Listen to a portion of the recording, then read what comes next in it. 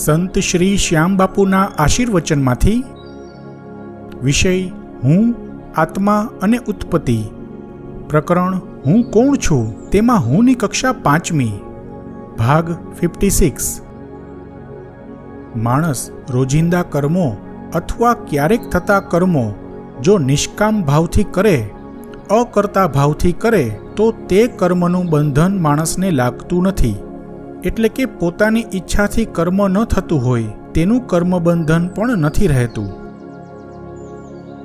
પોતાની ઈચ્છાથી કર્મ ન કરવું તેનો મતલબ એવો નથી કે તમે ન ગમતા કર્મ કરો અથવા તો ઈચ્છા વિરુદ્ધના કર્મ કરો. એવું ન હોય. એવું પણ નથી કે તમારી ઈચ્છા નથી પરંતુ તમારા શેઠ, બોસ કે ગ્રાહક કે પરિવારના સભ્યોની ઈચ્છા પ્રમાણે તમે કર્મ કરો છો તો તે કર્મબંધન ન લાગે. જો તમારી ઈચ્છા પણ ન હોય, અનિચ્છા પણ ન હોય, તમે જે કર્મ કરો છો તેમાં નિરીચ્છા રહેલી હોવી જોઈએ. તમે તેના પ્રત્યે અલિપ્ત રહીને કર્મ કરતા હો, સાક્ષી ભાવથી કર્મ કરતા હો, ઈચ્છા અનિચ્છાથી પર થઈને કર્મ કરતા હો, અહંકાર રહિત કર્મ કરતા હો, કોઈ અપેક્ષા રાખ્યા વિના કર્મ કરતા હો, ફક્ત કર્તવ્ય ભાવથી કર્મ કરતા હો. જો આવા પ્રકારની માનસિક સ્થિતિ હોય તો કર્મબંધનથી મુક્ત રહી શકો. જો કે આવી બધી વાતો તો દરેક ધર્મગુરુઓ, વ્યાખ્યાનકારો, કથાકારો બહુ સારી રીતે કરતા જ હોય છે. ભગવદ્ ગીતાનો ઉપદેશ બધા વર્ષોથી જાણે જ છે. તેથી આ બધા વિશે વાતો કરવાનો કોઈ મતલબ નથી. પરંતુ હું તેથી આગળની વાત કરું છું, ઉર્જાના સ્તરની વાત કરું છું. જો માણસ ઈચ્છાથી કર્મ ન કરે તો શા માટે કર્મબંધન ન લાગે? ઈચ્છા કર્મોનું માર્ગદર્શન કરે છે. આ મારું કર્મ છે, આ હું કર્મ કરું છું, મારા માટે કર્મ કરું છું, તે કર્મમાં મારો સ્વાર્થ હોય છે વગેરે.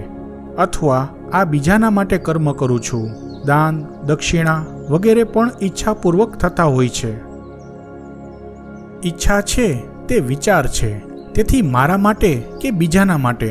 પરંતુ ઈચ્છાપૂર્વક થતા કર્મને અને તેની કાર્મિક ઉર્જાને ડાયરેક્શન મળે છે. તેથી તે કર્મોની જે કાર્મિક ઉર્જા ઉત્પન્ન થાય તે પોતાના માનસિક જગતમાં રહેલી કાર્મિક બેંકમાં જમા થાય છે. અને જો ઈચ્છા રહિત કર્મ થાય તો તે કર્મ પોતાની કાર્મિક બેંકમાં જમા નથી થતું, કારણ કે તે કર્મ પોતાની ઈચ્છાથી નથી થતું. પોતાની ઈચ્છાથી ન થતું કર્મ પોતાનું નથી રહેતું.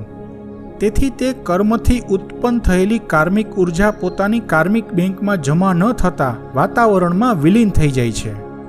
કારણ કે તે કર્મથી ઉત્પન્ન થયેલી કાર્મિક ઉર્જાને ડાયરેક્શન નથી મળતું, એડ્રેસ નથી મળતું. તેથી તે કાર્મિક ઉર્જા વાતાવરણને સુપ્રત થઈ જાય છે, એટલે કે પરમાત્માને સમર્પણ થઈ જાય છે. પ્રશ્ન એક થાય કે કર્મ તો સમજી વિચારીને જ કરાય, તો શું વિચાર્યા વિના કાર્ય કરવું? વિચાર્યા વિના કર્મ કરવું તે તો મૂર્ખતા કહેવાય. બરાબર છે, કર્મો વિચારોપૂર્વક જ થવા જોઈએ. વિચાર્યા વિના તો નપુંસક કર્મ થાય. કર્મો તો વિચારોપૂર્વક, બુદ્ધિપૂર્વક જ થવા જોઈએ. પરંતુ તેમાં મારા માટે કે બીજાના માટે કે એવી કોઈ સ્વાર્થની ભાવના ન હોવી જોઈએ. કર્મો કરવામાં વિચાર રાખવાનો, પણ કર્મ મારા છે કે બીજાના છે એવી ભાવના ન રાખવી. તેથી તે માણસ કર્મબંધનમાં ફસાતો નથી. અને સાથે સાથે માણસને કાર્યો કરવા માટે જે કાર્મિક ઉર્જાની જરૂર પડે છે તે ઉર્જા પોતાની કાર્મિક બેંકમાંથી વપરાતી જાય છે. તેથી પહેલાંની સંચિત કાર્મિક ઉર્જા પણ ઘટતી જાય છે. જેમ જેમ કાર્મિક ઉર્જા ઘટતી જાય તેમ કાર્મિક બેંક ખાલી થતી જાય અને તે રીતે માણસની ઉર્ધ્વગતિ થતી હોય છે અને આધ્યાત્મમાં ઉચ્ચ ગતિ પ્રાપ્ત કરતો હોય છે. આત્માની જિંદગી માટે આ રીતે કર્મો કરવા અત્યંત મહત્વના હોય છે, કારણ કે કાર્મિક બેંક ખાલી થવી જરૂરી હોય છે. બહુ આટીઘૂટીવાળી વાત છે. એટલે જ તો હજારો વર્ષોથી ભગવદ્ ગીતાના ઉપદેશો માણસ સાંભળતો આવ્યો છે, પરંતુ હજુ સુધી સમજી નથી શક્યો. ઉપદેશો આપનાર પણ નથી સમજી શક્યા. જેમ શરીર કપડાં બદલે છે તેમ આત્મા શરીર બદલે છે. ભગવદ્ ગીતાનો આ ઉપદેશ આપનાર અસંખ્ય છે, પરંતુ આ પ્રકારનો સાક્ષીભાવ કેટલા માણસમાં છે? તેનું કારણ છે ચોથી કક્ષા સુધી અહંકારનો પ્રભાવ રહેલો હોય છે. તેથી કઈ રીતે ઈચ્છા ન રાખવી, ઈચ્છા વિના કઈ રીતે કર્મ થઈ શકે, નિષ્કામ ભાવથી કે અકર્તા ભાવથી કર્મો કઈ રીતે થઈ શકે, તે બધી વાતો માણસને તેનો અહંકાર સમજવા ન દે. તેથી બધાને આવી બધી જાણકારી હોવા છતાં એ રીતે કર્મો કરી નથી શકતા. જો માણસ એ રીતે કર્મો કરી શકે તો દુઃખ શા માટે ભોગવે? આ બધી વાતો 5મી કક્ષાએ પહોંચેલી હસ્તીને લાગુ પડતી હોય છે. છતાં પહેલી કક્ષાથી ચોથી કક્ષા સુધીના માણસોના કર્મો શા માટે તેની કાર્મિક બેંકમાં જમા થતા હોય છે, એટલે કે શા માટે તેણે કર્મો ભોગવવા પડે છે, અને 5મી કક્ષાએ પહોંચેલી હસ્તી શા માટે કર્મો નથી ભોગવતી, તે વિશે એક ઉદાહરણથી સમજવાની કોશિશ કરીએ. પહેલી કક્ષાના લોકો પર પોતાના ભૌતિક શરીરનો પ્રભાવ વધારે હોય છે. તેથી તેની ઈચ્છા પણ પોતાના પૂરતી જ મર્યાદિત હોય છે. તેથી તે જે કર્મ કરે છે તે ફક્ત પોતાના માટેનું જ હોય છે. તેથી પહેલી કક્ષાના લોકોને અકર્તા ભાવ કે નિષ્કામ ભાવ કે ઈચ્છા રાખ્યા વગર કર્મ કરવા જેવી સમજ પણ હોતી નથી. બીજી કક્ષાના લોકો પર પોતાની યાદો, ઇન્ફોર્મેશનનો પ્રભાવ વધારે હોય છે.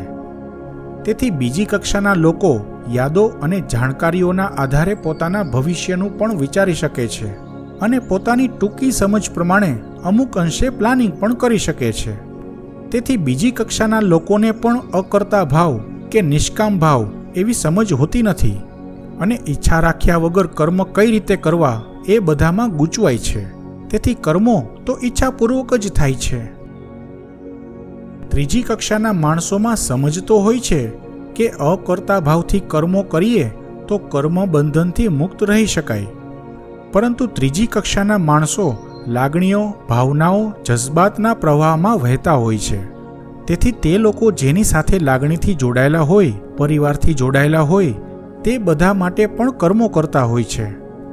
તેથી તે લોકો અકર્તા ભાવ વિશે વિચારી શકે, પરંતુ અકર્તા ભાવથી કર્મ ન કરી શકે. ત્રીજી કક્ષાનો પ્રભાવ તેને ઈચ્છા મુક્ત રહી કર્મ કરવા ન દે. ચોથી કક્ષાના માણસો પોતાનું માન સન્માન, પ્રતિષ્ઠા, ઉચ્ચ દરજ્જો, પોતાનું પદ, પોતાની હુકુમત, પોતાની સત્તા, પોતાનો પાવર વગેરે બાબતોથી આગળ વિચારી જ ન શકે. પરંતુ ચોથી કક્ષાના માણસોમાં પોતાની સમજ, ભૌતિક જ્ઞાન બહુ હોય. તેથી ચોથી કક્ષાનો માણસ જો આધ્યાત્મ તરફ વળી જાય તો અકર્તા ભાવથી કર્મ કરવાની થોડી ઘણી સમજ પણ આવી જાય, પરંતુ અહંકારનો પ્રભાવ વધારે હોવાથી કર્મમાં કરતાપણું આવી જાય. આ રીતે પહેલી કક્ષાથી ચોથી કક્ષા સુધીના લોકોને અકર્તા ભાવથી, નિષ્કામ ભાવથી ઈચ્છા રહિત કર્મ કરવું અતિ મુશ્કેલ હોય છે. તેથી તેણે કરેલા કર્મોની કાર્મિક ઉર્જા તેની કાર્મિક બેંકમાં જમા થતી હોય છે. તેથી દરેકને કર્મબંધન લાગતા જ હોય છે. હવે 5મી કક્ષાએ પહોંચેલી વ્યક્તિ માટે આ બધા નિયમો બદલી જાય છે, કારણ કે તેને પોતાની ઓળખ થઈ ગઈ છે. પોતે આત્મા છે એવી પ્રતીતિ થઈ ગઈ હોય છે, આત્માનુભૂતિ થઈ ગઈ હોય છે. તેથી તે પોતે જે કંઈ કર્મ કરે તે પોતાના નથી રહેતા. 5મી કક્ષાની હસ્તીનું પોતાનું ભૌતિક અસ્તિત્વ પણ પોતાનું નથી લાગતું. તેથી પોતાના કર્મો પણ પોતાના નથી રહેતા. 5મી કક્ષાએ પહોંચ્યા પછી, પ્રેમપૂર્ણ જ્ઞાનની પ્રાપ્તિ થયા પછી આ ભૌતિક સંસારમાં મન નથી લાગતું. પોતાનો ભૌતિક દેહ પોતાનો નથી લાગતો. દરેકમાં પરમાત્માની લીલા દેખાય છે. આ ભૌતિક સંસારમાંથી મળતા સુખ દુઃખનું પણ કોઈ મહત્વ નથી લાગતું. સુખ દુઃખ ભોગવવા પ્રત્યે પણ ઉદાસીનતા હોય તો સત્કર્મો કે દુષ્કર્મો કરવા પ્રત્યે તો ઈચ્છા જ ન હોય. તેથી 5મી કક્ષાએ પહોંચેલી હસ્તી ઈચ્છાપૂર્વક કર્મ નથી કરતી. ખરેખર તો એમ કહી શકાય કે 5મી કક્ષાની હસ્તી પોતાની ઈચ્છાથી કર્મ કરી શકતી નથી, કારણ કે તેને અનુભૂતિ જ પોતાના અલગ અસ્તિત્વની નથી હોતી. પોતે આત્મા છે એવી અનુભૂતિ હોય છે. જે કંઈ પણ થાય છે તે પરમાત્મા જ કરે છે. બીજા બધા લોકો આવી વાતો કરે છે, પરંતુ 5મી કક્ષાની હસ્તીને તેની અનુભૂતિ હોય છે. આ બહુ મોટો ફરક હોય છે સામાન્ય માણસોમાં અને 5મી કક્ષાની હસ્તીમાં. જીને કે ખ્વાબ અપાર સહી, મગર એક ખ્વાબ મેં જિંદગી ખપી. અર્થાત પોતાના અનેક સપનાઓ લઈને માણસ જિંદગીની સફર શરૂ કરે છે અને સાથે સાથે પોતાનાઓના પણ અનેક સપનાઓના ભાર તેના પર હોય છે. જિંદગીમાં શું કરવું છે, શું બનવું છે, શું મેળવવું છે, આવા અનેક સપનાઓ હોય છે, પરંતુ એ ખબર નથી હોતી કે શા માટે કરવું છે, શા માટે બનવું છે, શા માટે મેળવવું છે. તેથી માણસ સપના પાછળ દોડે છે. શું વિશે આછો પાતળો વિચાર કર્યો છે, પરંતુ શા માટેની સમજ પણ નથી. સુકાન વગરની સપનાની હોડીમાં માણસની જિંદગીની સફર શરૂ તો થાય છે, પરંતુ જિંદગીના ઝંઝાવાત સામે બધા સપનાઓ ચૂરચૂર થઈ જાય છે. તેમાંથી બચી જવા પામેલું એકાદ જેવું તેવું સપનું જિંદગીનો ઓથ બનીને સાથે રહે છે. જો જિંદગી જીવવા માટે કુદરત વિકલ્પોનું લિસ્ટ આપે તો જિંદગીનું તે સપનું માણસ પસંદ પણ ન કરે. પરંતુ બિચારું માણસ કરે પણ શું?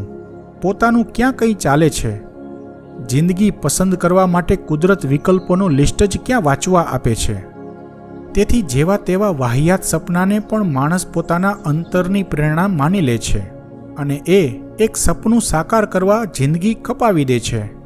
શા માટેની સમજ વિના સપનું અને જિંદગી અર્થહીન બની જાય છે. આવતા અંકમાં પણ હું કોણ છું વિભાગમાં હુંની કક્ષા 5મી ચાલુ રહેશે.